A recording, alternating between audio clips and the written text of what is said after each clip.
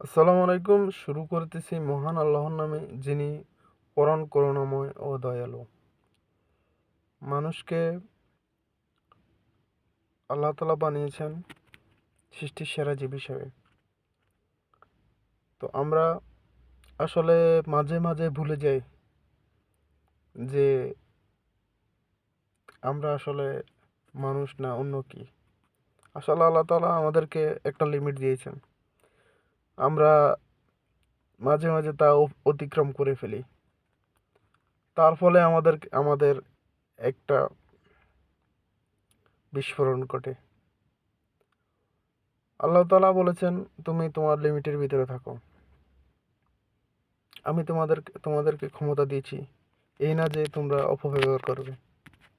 কিন্তু কিছু কিছু মানুষ আসলে ভুলে যায় আল্লাহ তাআলা তিনি কন্ট্রোল করতেছেন সবাইকে। তারা ভুলে যায় এক আল্লাহ আছেন। আসলে কি বলবো, মানুষ কোনোদিন আসলে কল্পনাই করতে পারে না যে সে এত ধন দৌলত এবং কোটি কোটি টাকা তার থাকবে, এবং তার এক ইশারায় মানুষ চলবে এবং পৃথিবীর সবাই তাকে বাহবা দিবে। আসলে সে জানে না যে এখানে এক আল্লাহ তাআলা তাকে সৃষ্টি করেছেন এবং তাকে পরিচালনা করতেছেন। আল্লাহ তাআলা আসলে মানুষকে পরীক্ষার জন্য এখানে পাঠিয়েছেন। তো এটা আসলে সবার সবার আসলে এটা স্মরণ থাকা প্রয়োজন।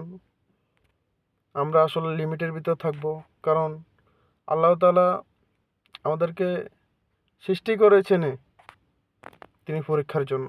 তাই আমরা লিমিটের ভিতরে থেকে আমরা পরীক্ষায় উত্তীর্ণ হব এবং আল্লাহ তাআলা যে কাজের জন্য আমাদেরকে পাঠিয়েছেন সেই কাজ করব এবং মানুষের সাথে মানুষের সৌন্দর্যপূর্ণ এবং শ্রদ্ধাপূর্ণ আচরণ করব, কারণ